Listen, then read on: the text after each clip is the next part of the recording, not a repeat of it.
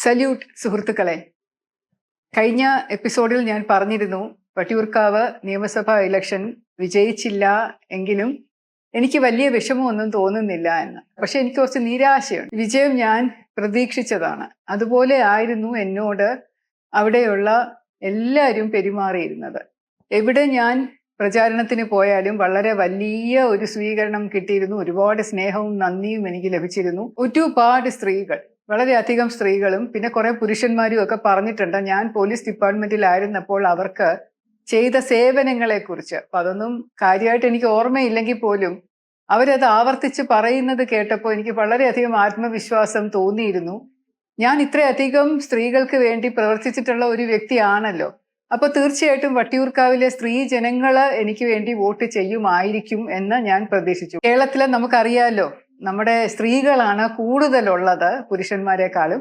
പ്രത്യേകിച്ച് വട്ടിയൂർക്കാവ് നിയോജക മണ്ഡലത്തിലെ ഒരു 20,000-ഓളം സ്ത്രീകൾ കൂടുതലും ഉണ്ട്. 1,82,000-ഓളം വോട്ടർമാരുള്ളതിൽ 1,27,127 പേര് മാത്രമാണ് വോട്ട് ചെയ്തത്. ഒരുപാട് പേര് വോട്ട് ചെയ്യാൻ വന്നത് പോലും ഇല്ല എന്നുള്ളതാണ്. പക്ഷെ എനിക്ക് ഉറപ്പുണ്ട് എല്ലാ സ്ത്രീകളും എനിക്ക് വോട്ട് ചെയ്തില്ല എന്ന്. കാരണം കിട്ടേണ്ടതാണെന്നുണ്ടെങ്കിൽ എനിക്കൊരു 48,000 കൂടുതൽ വോട്ടെങ്കിലും ലഭിക്കണമായിരുന്നു. അതായിരുന്നു ഞാൻ കൂട്ടിവെച്ചിരുന്ന കണക്ക്. 35,000 തൊട്ട് 36,000 വരെ BJPയുടെ ഒരു ബേസ് വോട്ട് അവിടെ എല്ലാ തിരഞ്ഞെടുപ്പിലും കിട്ടുന്നതാണ്. കഴിഞ്ഞ എല്ലാ തിരഞ്ഞെടുപ്പുകളിലും പ്രതിഫലിച്ചു. 35,000 തൊട്ട് 38,000 വോട്ട് വരെ BJPയുടെ സ്ഥാനാർത്ഥികൾക്ക് കിട്ടിയിരുന്നു. ഇപ്പൊ എന്റെ കണക്ക് കൂട്ടൽ അനുസരിച്ച് വട്ടിയൂർക്കാവിൽ എനിക്ക് ഒരുപാട് ബന്ധുജനങ്ങളുണ്ട്, വളരെയധികം സുഹൃത്തുക്കളുണ്ട്, എന്റെ കൂടെ പഠിച്ചവരുണ്ട്, എന്റെ കൂടെ ജോലി ചെയ്തവരുണ്ട്. പിന്നെ തിരുവനന്തപുരത്ത് തന്നെ ജനിച്ച് വളർന്ന ഒരാളായതുകൊണ്ട് പലർക്കും എന്നെ നല്ലപോലെ അറിയാമായിരുന്നു. അപ്പോൾ ഞാൻ കരുതിയത് തീർച്ചയായിട്ടും എനിക്കൊരു ചാൻസ് ഉണ്ടാവും എന്നായിരുന്നു. പക്ഷേ വോട്ടിന്റെ അനാലിസിസ് പരിശോധിച്ച് നോക്കുമ്പോൾ എന്നെ നിരാശപ്പെടുത്തിക്കൊണ്ട് ഇങ്ങനെ പറഞ്ഞിട്ടുള്ളവർ പോലും എനിക്ക് വോട്ട് ചെയ്തിട്ടില്ല. കഴിഞ്ഞ തദ്ദേശ തിരഞ്ഞെടുപ്പിന് BJPക്ക് വേണ്ടി വോട്ട് ചെയ്തിട്ടുള്ള പലരും വോട്ട് ചെയ്തിട്ടില്ല. സ്ത്രീകൾക്ക് സ്ത്രീകളെ സഹായിക്കുന്നവരെ ഒന്നും വലിയ കാര്യമായിട്ട് ഇഷ്ടമില്ല, വെറുതെ കാണുമ്പോൾ പറയുന്നതാണ്.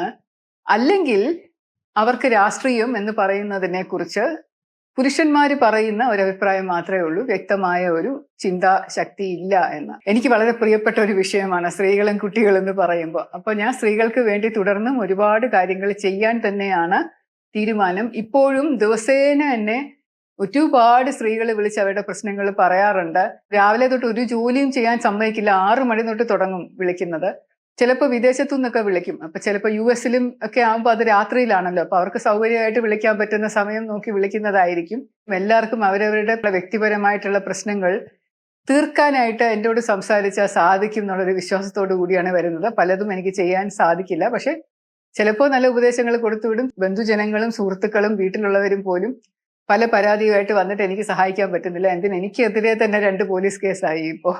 അപ്പൊ അതിൽ നിന്ന് തന്നെ എനിക്കൊരു മുക്തി കിട്ടാനായിട്ട് ഇതേവരെ സാധിച്ചിട്ടില്ല. അപ്പൊ ഞാൻ എങ്ങനെയാണ് മറ്റുള്ളവരെ അവരുടെ പേഴ്സണൽ പ്രശ്നത്തിൽ നിന്നും പോലീസ് കേസുകളിൽ നിന്നും ഒക്കെ സഹായിക്കുക എന്നുള്ള വലിയൊരു ചോദ്യചിഹ്നം ഉണ്ടെങ്കിൽ പോലും കഴിയുന്നതും ആളുകളെ ആരെയും നിരാശപ്പെടുത്തി ഞാൻ വിടാറില്ല. എന്തായാലും ഒരു MLA ആയിരുന്നെങ്കിൽ തീർച്ചയായിട്ടും ഒരുപാട് കാര്യങ്ങൾ ചെയ്യാൻ പറ്റിയേനെ. പോടാ പുല്ലേ പോലീസേ എന്ന് ഞാൻ വിളിച്ചതിനാണല്ലോ എനിക്കെതിരെ പോലീസ് കേസെടുത്ത് FIR ഇട്ടത്. ഒരു പ്രതിഷേധം വട്ടിയൂർക്കാവ് സ്റ്റേഷനിലേക്ക് ഞാൻ മഹിളാ മോർച്ച പ്രവർത്തകരുമായിട്ട് ചേർന്ന് നടത്തിയത് ഞങ്ങളുടെ ഒരു പ്രവർത്തകയെ അശ്ലീലം കാണിച്ച് ഒരുപാട് ഉപദ്രവിച്ചതിന് പരാതി കൊടുത്ത ആ സ്ത്രീയുടെ ഭർത്താവിനെ വളരെ ക്രൂരമായിട്ട് പോലീസ് മർദ്ദിച്ചു. ഒരു അമ്പലത്തിൽ നിന്നും പിടിച്ചോണ്ടുപോയി പോലീസിന്റെ വണ്ടിയിലിട്ട് മർദ്ദിച്ചിട്ട് അയാളുടെ കണ്ടുപൊട്ടി. ഭയങ്കര ക്രൂരമർദ്ദനമായിരുന്നു. അത് കണ്ടാൽ തന്നെ സഹിക്കൂല. ഞാൻ ആശുപത്രിയിൽ പോയി കണ്ടതാണ് ആളെ. പ്രവർത്തകരെ എല്ലാവരെയും പത്തല് കൊണ്ടും മടലൊക്കെ കൊണ്ടുമൊക്കെയാണ് പോലീസ് അടിക്കുന്നത്. ലാത്തി ഇല്ലാത്തത് കൊണ്ട് വിറക് കഷ്ണങ്ങൾ കൊണ്ടൊക്കെയാണ് അടിക്കുന്നത്. തലയിലും കയ്യിലുമൊക്കെ അടിച്ച ഒടിവും ചതവും തലയിൽ പൊട്ടലും ഒക്കെ ഉണ്ടായ ഒരുപാട് ആൾക്കാരുണ്ടായിട്ടുണ്ട്. അപ്പൊ ഈ പോലീസ് അട്രോസിറ്റിയിൽ പ്രതിഷേധിക്കാനായിട്ട് മഹിളാ മോർച്ചക്കാരെ നടത്തുമ്പോൾ എന്നെയാണ് ഉദ്ഘാടനം ചെയ്യാൻ വിളിച്ചത്. അപ്പൊ അതുപോയി ഉദ്ഘാടനം ചെയ്യാനായി ഞാൻ ചെന്നപ്പോ പ്രവർത്തകര് പറഞ്ഞതിന്റെ കൂടെ ഏറ്റു പറഞ്ഞു. സ്റ്റേഷന്റെ മുന്നിൽ ചെന്ന് ഈ പ്രതിഷേധം ഉദ്ഘാടനം ചെയ്തു. അപ്പൊ അന്ന് കുറച്ച് പ്രശ്നമുണ്ടായി. അവിടെ പുരുഷ പോലീസായിരുന്നു കൂടുതൽ ഉണ്ടായിരുന്നത്. വനിതാ പോലീസ് 3-4 പേര് ഒരു മൂലയിൽ നിൽക്കുന്നുണ്ടായിരുന്നു. വനിതാ പ്രവർത്തകരെ കടിക്കുകയും മാന്തുകയും മുടിക്ക് പിടിച്ച് വലിക്കുകയും തള്ളുകയും ഒക്കെ ചെയ്തു. പക്ഷെ ആ സമയം എടുത്ത കേസിനകത്ത് 4 BJPയിലെ വനിതകൾ പ്രതികളായിട്ടും കണ്ടാൽ അറിയാവുന്ന മറ്റ് 20 പേരും എന്ന് പറഞ്ഞാണ് FIR ഇട്ടിരിക്കുന്നത്. നാലാമത്തെ ദിവസം മറ്റോ ആണെന്ന് തോന്നുന്നു അവിടുത്തെ MLA പോലീസ് സ്റ്റേഷനിൽ ചെന്ന് ബഹളം വെച്ചു എന്നാണ് അറിയുന്നത്. BJP സ്ഥാനാർത്ഥിയും കൂടെ ഉണ്ടായിരുന്നു ആ സമയത്ത്. പോടാ പുല്ലേ പോലീസ് എന്നൊക്കെ വിളിച്ചിട്ട് നിങ്ങൾ എന്താ കേസ് എടുക്കാത്തെ, തീർച്ചയായിട്ടും എന്നെ പ്രതിയാക്കണം, അറസ്റ്റ് ചെയ്യണം എന്ന് പറഞ്ഞൊരു പ്രശ്നം ഉണ്ടാക്കിയപ്പോഴാണ് എന്റെ പേരും കൂടെ അതിനകത്ത് ചേർത്തത്. കണ്ടാൽ അറിയാവുന്ന ഒരു പ്രവർത്തക എന്നുള്ള നിലയിലാണ് 33.5 വർഷം പോലീസിൽ ജോലി ചെയ്ത് DGP ആയിട്ട് റിട്ടയർ ചെയ്ത എന്റെ പേര് പോലീസ് കേസിനകത്ത് ഉൾപ്പെടുത്തിയിരിക്കുന്നത്. വളരെ വിചിത്രമായിട്ട് തോന്നുന്നു. അപ്പൊ MLA കൊണ്ട് എന്തും ചെയ്യാൻ സാധിക്കും. ഒരു MLA ആയാല് ഇതുപോലെ പരാതി പറയുന്ന ആൾക്കെതിരെ അമ്പലത്തിലാണെങ്കിലും കയറി പിടിച്ചോണ്ട് പോയി ഉപദ്രവിച്ച് വലിച്ചഴച്ച് അടിച്ച് തല പൊട്ടിച്ച് ഇതൊക്കെ ചെയ്യുന്ന പോലീസുകാർക്കെതിരെ ഒന്നുമില്ല, ഒരു നടപടിയും എടുക്കില്ല എന്നുള്ളതാണ് അതിശയം. എനിക്ക് പോലീസ് ഡിപ്പാർട്ട്മെന്റിൽ ജോലി ചെയ്തുകൊണ്ട് പൊതുവെ പോലീസ് ഡിപ്പാർട്ട്മെന്റിനെ കുറിച്ച് മോശം പറയുന്നത് ഇഷ്ടമില്ല. പലരും എന്റെ സുഹൃത്തുക്കളാണ്. ചില സബ് ഇൻസ്പെക്ടർമാര് അല്ലെങ്കിൽ സർക്കിൾ ഇൻസ്പെക്ടർമാര് പോലീസിന്റെ മൊത്തം ഖ്യാതി നശിപ്പിക്കും, പോലീസിന്റെ മൊത്തം പേരും ചീത്തയാക്കും. അപ്പൊ അന്ന് സ്ത്രീകൾക്ക് വേണ്ടി നിന്നു, ഒരു സ്ത്രീക്ക് വേണ്ടി നിന്നു എന്നുള്ളതിന്റെ പേരിൽ ഒരുപാട് ബുദ്ധിമുട്ട് എനിക്ക് സഹിക്കേണ്ടി വന്നിട്ടുണ്ട്. സ്ത്രീകൾക്ക് വേണ്ടി ഞാൻ വീണ്ടും നിൽക്കും എന്ന ഒരു ഉറപ്പ് പറയാൻ വേണ്ടിയിട്ട് ഇപ്പോ കേന്ദ്ര സർക്കാർ കൊണ്ടുവന്നിരിക്കുന്ന ഒരു പുതിയ നിയമത്തെക്കുറിച്ച് കൂടെ എനിക്ക് പറയണമെന്നുണ്ട് നിങ്ങളോട്. നിങ്ങൾക്കറിയാമല്ലോ, തദ്ദേശ സ്ഥാപനങ്ങളിലെല്ലാം ഇലക്ഷൻ നടക്കുമ്പോൾ, അതായത് പഞ്ചായത്തുകളില്, മുനിസിപ്പാലിറ്റികളില്, കോർപ്പറേഷനുകളില് 50% സ്ത്രീകൾക്ക് സംവരണം കേരളത്തിലുണ്ട്. ഇത് 72-73 അമെൻമെന്റ് പ്രകാരം 1996 ഉണ്ടായ ഒരു കാര്യമാണ്. അന്ന് 33.5% സംവരണമാണ് തദ്ദേശ തിരഞ്ഞെടുപ്പുകളിൽ സ്ത്രീകൾക്ക് വേണ്ടി കൊണ്ടുവന്നത്. സംസ്ഥാനങ്ങൾക്ക് അത് കൂട്ടാനായിട്ട് വിട്ടുകൊടുത്തു. ചില സംസ്ഥാനങ്ങൾ 50% തദ്ദേശ തിരഞ്ഞെടുപ്പിൽ സ്ത്രീ സാന്നിധ്യം ഉറപ്പിച്ചു. അതിൽ ആദ്യത്തെ ഒരു സംസ്ഥാനമായിരുന്നു കേരളം. കേരളം 2009 ഒരു ഉത്തരവ് ഇറക്കിക്കൊണ്ട് 2010 ഇലക്ഷൻ തൊട്ട് 50% സ്ത്രീ സംവരണം കൊണ്ടുവരികയും അങ്ങനെ ഇപ്പോ പഞ്ചായത്ത്, മുനിസിപ്പാലിറ്റി, കോർപ്പറേഷൻ തിരഞ്ഞെടുപ്പുകളിൽ 50% വനിതാ സംവരണം ഉണ്ട്. അതുകൊണ്ട് ഒരുപാട് ഗുണമുണ്ട്. കുറെ സ്ത്രീകൾക്ക് മുന്നോട്ട് വന്ന് പ്രവർത്തിക്കാനും, കുറെ സ്ത്രീകൾക്ക് ഭരണത്തില് പങ്കാളിയാകാനും, മറ്റ് സ്ത്രീകൾക്ക് വേണ്ടി പ്രവർത്തിക്കാനും ഒക്കെ സാധിച്ച ഒരു വലിയ സാഹചര്യം ഇപ്പൊ നിലവിലുണ്ട്. നമ്മുടെ അസംബ്ലികളിലും ലോക്സഭയിലും കൂടെ സ്ത്രീകളുടെ സാന്നിധ്യം 14% ഉള്ളൂ. അപ്പൊ അത് ഉയർത്തി 33% ആക്കാൻ വേണ്ടി 1990കളിൽ തൊട്ടുള്ള പ്രയത്നം നടക്കുകയാണ്. അന്ന് അത് പാർലമെന്റിൽ വെച്ചു, പല പ്രാവശ്യം അത് നടപ്പിലായില്ല. അത് ഓരോ പ്രാവശ്യവും നിങ്ങൾ ചരിത്രം നോക്കിയാലും മനസ്സിലാകും, അതിന് തടയിട്ടത് കോൺഗ്രസ് തന്നെയാണ്. കോൺഗ്രസ് പലപ്പോഴും ഭരിച്ചിരുന്നപ്പോൾ ഇത് സഭയിൽ കൊണ്ടുവരാൻ പോലും സമ്മതിച്ചിരുന്നില്ല. പിന്നെ വാജ്പേയി അദ്ദേഹം ഭരിച്ചുകൊണ്ടിരുന്നപ്പോഴാണ് അത് വീണ്ടും സഭയിൽ വന്നത്. പിന്നെ വീണ്ടും കോൺഗ്രസ്സുകാരുടെയും അവരുടെ കൂട്ടാളികളുടെയും ഒക്കെ പ്രതിഷേധം കാരണം സ്ത്രീകളുടെ 33.5% സംവരണം അത് നടക്കാതെ പോയി, അത് ബില്ലാകാതെ പോയി.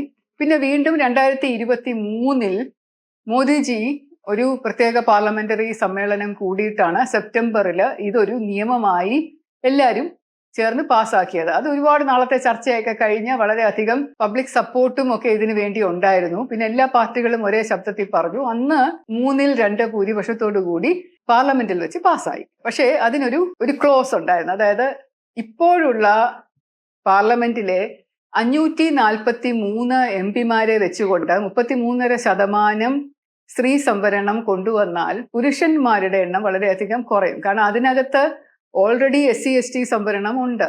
2010 അത് കുറച്ച് കൂട്ടിയിട്ടുണ്ടായിരുന്നു. സ്ത്രീകളുടെ 33% പോയി കഴിഞ്ഞാൽ പുരുഷന്മാരുടെ എണ്ണം വളരെയധികം കുറയും. നമ്മുടെ MP-മാരുടെ എണ്ണം ഇപ്പോൾ പണ്ട് 1976 തീരുമാനപ്രകാരമാണ്, 1971 സെൻസസ് പ്രകാരം 1976 എടുത്ത തീരുമാനമാണ്. ഓരോ 10 വർഷം കൂടുമ്പോഴാണല്ലോ സെൻസസ് നടക്കുന്നത്. അപ്പൊ അത് ഇതുവരെ മാറ്റിയിട്ടില്ല. എന്തുകൊണ്ടാണ് മാറ്റാത്തത്?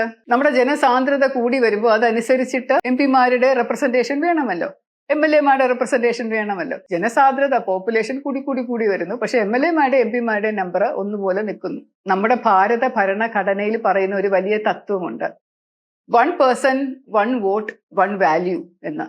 അതായത് ഒരൊറ്റ വ്യക്തിക്ക് ഒരൊറ്റ വോട്ട്, ആ ഒരു വോട്ടിന് ഒരേ ഒരു മൂല്യം, അത് ഭാരതത്തില് ആകമാനം ഒരുപോലെ തന്നെ ആയിരിക്കണമെന്ന്.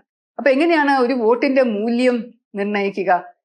നമ്മൾ ഇപ്പൊ 15 ലക്ഷം ആൾക്കാരുടെ ഒരു നിയോജക മണ്ഡലമാണെങ്കിൽ കേരളത്തില് ഈ 15 ലക്ഷം ആൾക്കാരും കൂടെ ചേർന്നാണ് തീരുമാനിക്കുന്നത്. ആ ഒരു വോട്ടില്, ഒരാളുടെ ഒരു വോട്ടിലാണ് ഒരു MP ആരാണ് എന്ന് തീരുമാനിക്കുന്നത്. അതേസമയം വടക്കേ ഇന്ത്യൻ സംസ്ഥാനങ്ങളില് 38 ലക്ഷവും 40 ലക്ഷവും ആൾക്കാരാണ് ഒരു നിയോജക മണ്ഡലത്തിലുള്ളത്, പോപ്പുലേഷൻ ഒരുപാട് കൂടുതലായതുകൊണ്ട്. അപ്പൊ അത്രയും പേര് ചേർന്നാണ് ഒരു MP-യെ തിരഞ്ഞെടുക്കുന്നത്. ആളുകളുടെ വോട്ടിന്റെ മൂല്യം എന്ന് പറയുന്നത് വടക്കേ ഇന്ത്യൻ സംസ്ഥാനവും തെക്കേ ഇന്ത്യൻ സംസ്ഥാനവും തമ്മിൽ വ്യത്യാസം വരുന്നില്ലേ? അപ്പൊ ആ ഒരു വ്യത്യാസം ഒഴിവാക്കാനായിട്ടാണ് ഡീലിമിറ്റേഷൻ എന്ന് പറയുന്ന ഒരു ക്ലോസ് വരുന്നത്. അതായത് പുനർനിർണയം പോപ്പുലേഷൻ അനുസരിച്ച് വീണ്ടും അത് നിർണയിച്ച് മിക്കവാറും എല്ലാ സ്ഥലങ്ങളിലും റെപ്രസെന്റേഷൻ ഒരുപോലെ ആയിരിക്കണം. ഒരു MLA എന്ന് പറഞ്ഞു കഴിഞ്ഞാൽ, അല്ലെങ്കിൽ ഒരു MP എന്ന് പറഞ്ഞു കഴിഞ്ഞാൽ ഇത്ര ആളുകൾക്ക് ഒരു MP, അല്ലെങ്കിൽ ഇത്ര ആളുകൾക്ക് ഒരു MLA എന്നാക്കണം എന്ന ഒരു നിബന്ധന ഉള്ളത്. അതാണ് ന്യായം, അതാണ് ഡെമോക്രാറ്റിക് പ്രിൻസിപ്പിൾ. അങ്ങനെയാണ് ജനാധിപത്യം പ്രവർത്തിക്കുന്നത്. പക്ഷെ ഇത് കാലാകാലങ്ങളായിട്ട് ചെയ്തിട്ടില്ല. നിയമസഭ, ലോക്സഭ മണ്ഡലങ്ങളുടെ പുനർനിർണയം ഉണ്ടായാൽ വളരെയധികം ബുദ്ധിമുട്ടുകൾ ഉണ്ടാവും. കാരണം MP-മാരുടെ എണ്ണം വടക്കേ ഇന്ത്യയിൽ വർദ്ധിക്കും, തെക്കേ ഇന്ത്യയിൽ ചിലപ്പോൾ കുറയും. നമ്മുടെ ജനസാന്ദ്രത നിയന്ത്രണം എന്ന് പറയുന്നത് വളരെ നല്ല രീതിയിൽ പ്രവർത്തിച്ചുകൊണ്ടിരിക്കുന്ന സമയമായിരുന്നു അത്. നമ്മൾ ആളുകളുടെ എണ്ണം കുറയ്ക്കണം, ഒരു വീട്ടിലെ 1-2 കുഞ്ഞുങ്ങൾ മതി എന്നൊക്കെയുള്ള വലിയ നിയമമൊക്കെ നടപ്പിലാക്കിയിരിക്കുന്ന സമയം, പോപ്പുലേഷൻ അനുസരിച്ച് നമ്മൾ ഏറ്റവും നല്ല രീതിയിൽ സംസ്ഥാനം പോപ്പുലേഷൻ നിയന്ത്രണം കൊണ്ടുവന്ന അവരുടെ MLA-മാരുടെ MP-മാരുടെ എണ്ണം കുറയും. എന്നാൽ അത് നിരാകരിച്ചുകൊണ്ട് ഒരുപാട് പോപ്പുലേഷൻ ഉണ്ടാക്കിയെടുക്കുന്ന 12 കുട്ടികൾ 20 കുട്ടികളൊക്കെ ഒരു വീട്ടിലുള്ള സംസ്ഥാനങ്ങളുണ്ടല്ലോ, അവിടെ MP-മാരുടെ MLA-മാരുടെ എണ്ണം കൂടും. വടക്കേ ഇന്ത്യൻ സംസ്ഥാനങ്ങളിൽ ഒരുപാട് MLA-മാര്, തെക്കേ ഇന്ത്യൻ സംസ്ഥാനങ്ങളിൽ വളരെ കുറവ് MLA-മാരും MP-മാരും. അങ്ങനെ വരാൻ പാടില്ലല്ലോ എന്നതുകൊണ്ടാണ് 76-ല് ഇത് 25 വർഷത്തേക്ക് ഫ്രീസ് ചെയ്തു, മരവിപ്പിച്ചു എണ്ണം. അതായത് 543 MP-മാരെ പാടുള്ളൂ, ഓരോ സംസ്ഥാനങ്ങളിലും ഇത്രയും MLA-മാരെ പാടുള്ളൂ. അപ്പൊ അത് ഫ്രീസ് ചെയ്ത് വെച്ചു, മരവിപ്പിച്ചു വെച്ചു 25 വർഷത്തേക്ക്. ആ 25 വർഷം കഴിഞ്ഞിട്ട് പിന്നെ വീണ്ടും അത് ഒന്നും കൂടെ 25 വർഷത്തേക്ക് ഫ്രീസ് ചെയ്തു, 50 വർഷത്തേക്ക്. അപ്പൊ അങ്ങനെ ഫ്രീസ് ചെയ്ത് വെച്ച് അത് 2026 ആകുമ്പോൾ മാത്രമേ ആ നിയന്ത്രണത്തിൽ നിന്ന് പുറത്തു വരികയുള്ളൂ. അതായത് ഈ വർഷം. നമുക്ക് ഇനി എന്താ ചെയ്യേണ്ടത്? പുനർനിർണയം ചെയ്ത് ഡീലിമിറ്റേഷൻ നടത്തി MP-മാരുടെ MLA-മാരുടെ നമ്പർ കൂട്ടാൻ സാധിക്കും പോപ്പുലേഷൻ അനുസരിച്ച്. പക്ഷെ അങ്ങനെ ചെയ്യണമെങ്കിൽ നമുക്കിപ്പോൾ ജനസാന്ദ്രത അറിയണ്ടേ. 2021 നടക്കേണ്ടത് നടന്നില്ല. എന്തുകൊണ്ടാ? കോവിഡ് കൊണ്ട്. ഇപ്പൊ 2011 കഴിഞ്ഞ സെൻസസ്. 2021 സെൻസസ് തുടങ്ങുന്നു എന്ന് പറഞ്ഞെങ്കിലും ഇതേവരെ തുടങ്ങിയില്ല. അഥവാ ഈ വർഷം അത് തുടങ്ങിയാൽ തന്നെ അതിനൊരു 1.5 വർഷം 2 വർഷം എടുക്കും തീരാനായിട്ട്. അപ്പൊ 2029 തിരഞ്ഞെടുപ്പ് വരുമ്പോൾ മണ്ഡലങ്ങളുടെ പുനർനിർണയം നടക്കില്ല. 2034 തിരഞ്ഞെടുപ്പിൽ മാത്രമേ പിന്നെ അത് കൊണ്ടുവരാൻ പറ്റുള്ളൂ. പക്ഷെ അപ്പോഴും എല്ലാവരും അതിനെക്കുറിച്ചുള്ള ഒരു പ്രശ്നം ഉണ്ടാക്കിയാൽ ഇങ്ങനെ പാസ്സാകാതെ കിടക്കും. അതുകൊണ്ടാണ് ഏപ്രിൽ 16ഉം 17ഉം ഒരു പ്രത്യേക പാർലമെന്ററി സെഷൻ കൂടിയിട്ട് നിർദ്ദേശം മുന്നോട്ട് വെച്ചത് 2011 സെൻസസ് വെച്ചുകൊണ്ട് ഇത് പുനർനിർണയം ചെയ്യാം. പക്ഷെ അതെല്ലാരും കൂടെ എതിർത്തു. അവര് പറഞ്ഞു ഞങ്ങള് സ്ത്രീ സംവരണത്തിനെതിരല്ല, പക്ഷേ പഴയ സെൻസസ് വെച്ചുകൊണ്ട് ചെയ്തു കഴിഞ്ഞാൽ വീണ്ടും തെക്കൻ സംസ്ഥാനങ്ങളില് MP-മാരുടെ MLA-മാരുടെ നമ്പർ കുറയുകയും വടക്കൻ സംസ്ഥാനങ്ങളിൽ ഒരുപാട് കൂടുകയും ചെയ്യും. അതുകൊണ്ട് അത് ചെയ്യരുത് എന്ന് പറഞ്ഞ് കോൺഗ്രസും ബാക്കിയുള്ള കക്ഷികളും എല്ലാം അതിനെ എതിർത്തു. അമിത്ഷാജി എന്ത് ചെയ്തു എന്നറിയാവോ? അദ്ദേഹം നല്ല ഒരു സജഷൻ മുന്നോട്ട് വെച്ചു. ശരി, എന്നാൽ നമുക്ക് 2011 സെൻസസിലേക്ക് പോകണ്ട, ഇപ്പോൾ എത്ര MP-മാരാണോ MLA-മാരാണോ ഉള്ളത് അതിന്റെ 50% വെച്ച് നമുക്ക് കൂട്ടാം. 50% എല്ലാ സംസ്ഥാനങ്ങളിലും ഒരുപോലെ കൂട്ടിക്കഴിഞ്ഞാൽ ഇങ്ങനെ സംസ്ഥാനങ്ങൾ തമ്മിലുള്ള ഒരു വ്യത്യാസം എന്ന് നിങ്ങൾക്ക് പറയാൻ പറ്റില്ലല്ലോ. ജനസാന്ദ്രത അനുസരിച്ചിട്ടുള്ള ആനുപാതികമായ MP-മാരുടെ MLA-മാരുടെ വർധനവ് ഉണ്ടാവുകയും ചെയ്യും. അപ്പൊ അങ്ങനെ ചെയ്ത് കഴിയുമ്പോൾ ഏകദേശം 850ഓളം MP-മാര് ലോക്സഭയിൽ ഉണ്ടാവുകയും അതിന്റെ 33% വനിതകൾക്കായിട്ട് കൊടുത്തു കഴിഞ്ഞാൽ പുരുഷന്മാർക്ക് ഉള്ള നമ്പറുകൾ അത്രയും കുറയുകയില്ല. വിൻ വിൻ സിറ്റുവേഷൻ, എല്ലാവരും സന്തോഷമാണ്. സ്ത്രീകളും സന്തോഷം, പുരുഷന്മാർക്ക് സന്തോഷം, സംസ്ഥാനങ്ങൾ സന്തോഷം, കേന്ദ്രത്തിന് സന്തോഷം, വനിതകളുടെ അവകാശം സംരക്ഷിക്കപ്പെടുകയും ചെയ്യും. ഈ നിയമം പെട്ടെന്ന് പ്രാവർത്തികമാക്കുകയും ചെയ്യാം എന്ന ഒരു ധാരണ വന്നപ്പോൾ എന്ത് ചെയ്തു? വീണ്ടും അവര് കോൺഗ്രസ്സുകാരും സമാജ്വാദി പാർട്ടിയും അവരോടൊപ്പം നിൽക്കുന്ന നമ്മുടെ കമ്മ്യൂണിസ്റ്റ് പാർട്ടിയും DMK-യും എല്ലാവരും കൂടെ ചേർന്ന് ഘോരം എതിർത്തിട്ട് അത് നടപ്പിലായില്ല. 3-2 ഭൂരിപക്ഷം കിട്ടാത്തത് കൊണ്ട് അത് പരാജയപ്പെട്ടു എന്ന് നമുക്കറിയാമല്ലോ. അവര് സമ്മതിക്കാത്തതിന് കാരണമൊന്നുമില്ല. ഇത് കൊണ്ടുവന്നത് മോഡി സർക്കാരാണ്. അത് നമ്മൾ അലോ ചെയ്താൽ ഇതിന്റെ ക്രെഡിറ്റ് മുഴുവൻ മോദി സർക്കാരിന് കിട്ടും. അതുകൊണ്ട് അങ്ങനെ അങ്ങ് ക്രെഡിറ്റ് എടുക്കണ്ട എന്നുള്ള ഒരു താല്പര്യത്തിലാണ് കൊണ്ടുവരാത്തത്. സ്ത്രീകളുടെ വിഷയങ്ങൾ തള്ളിക്കളയുന്ന അല്ലെങ്കിൽ അത് നടപ്പിലാക്കാൻ സമ്മതിക്കാത്ത ചെറിയ കാരണം പറഞ്ഞുകൊണ്ട്, അതായത് രാഷ്ട്രീയ കാരണങ്ങൾ പറഞ്ഞുകൊണ്ട് സ്ത്രീകളുടെ സമത്വവും സ്ത്രീകളുടെ അവകാശങ്ങളും സംരക്ഷിക്കാതെ തള്ളിക്കളഞ്ഞ അതേ കോൺഗ്രസ് ആണ് ഇപ്പൊ കേരളത്തില് സ്ത്രീകളുടെ വോട്ടോടുകൂടി സപ്പോർട്ടോടുകൂടി ജയിച്ചു വന്നിരിക്കുന്നത് എന്ന് നിങ്ങൾ ഓർക്കണം. ഇവരെ തിരഞ്ഞെടുത്ത് ജയിപ്പിച്ച ആളുകളോട് പോടാ പുല്ലേ എന്ന് പറയുന്ന ഒരു സമീപനമല്ലേ ഈ കോൺഗ്രസ്സുകാർ കാണിക്കുന്നത് എന്ന് നിങ്ങൾ ഓർക്കണം. പ്രത്യേകിച്ച് സ്ത്രീകള്.